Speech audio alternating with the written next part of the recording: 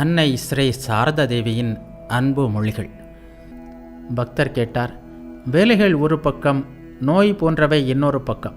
இப்படி பல காரணங்களால் நான் எதையும் சரியாக பின்பற்ற முடியாமல் போகிறது.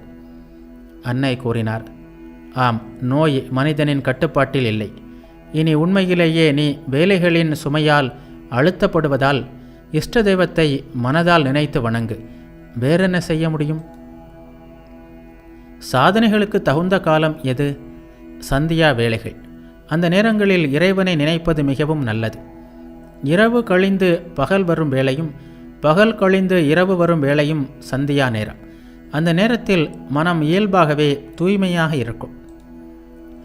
மனத்தின் பலவீனங்களை பற்றி அன்னையிடம் கூறியதற்கு அவர் பதிலளித்தார், மகனே, அமாவாசையும் பௌர்ணமியும் வருவது எப்படி இயற்கையின் நியதியோ அதுபோலவே மனத்தின் பலவீனமும் சில வேளைகளில் அமைதியாகவும் சில வேளைகளில் தூய்மையற்று சஞ்சலமாகவும் இருப்பது மனதின் இயற்கை.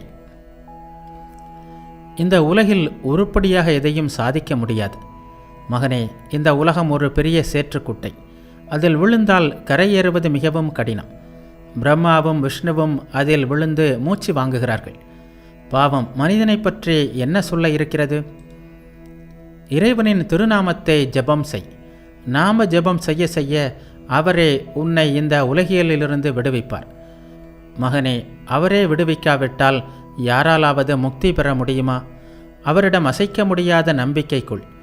எப்படி குழந்தைகளுக்கு தந்தையும் தாயும் புகலிடமாக விளங்குகிறார்களோ அப்படி குருதேவரை கருது. நம்பிக்கை பற்றிய பேச்சு வந்தது. மகனே, புத்தகங்களை படிப்பதால் அந்த நம்பிக்கை வரும் என்றா நினைக்கிறாய்? அதிகம் படித்தால் குழப்பம்தான் அதிகமாகும். உலகம் உண்மையற்றது, இறைவன் மட்டுமே உண்மை. சாஸ்திரங்களை படித்து புரிந்து கொள்ள வேண்டியது இதை மட்டுமே என்பார் குருதேவர்.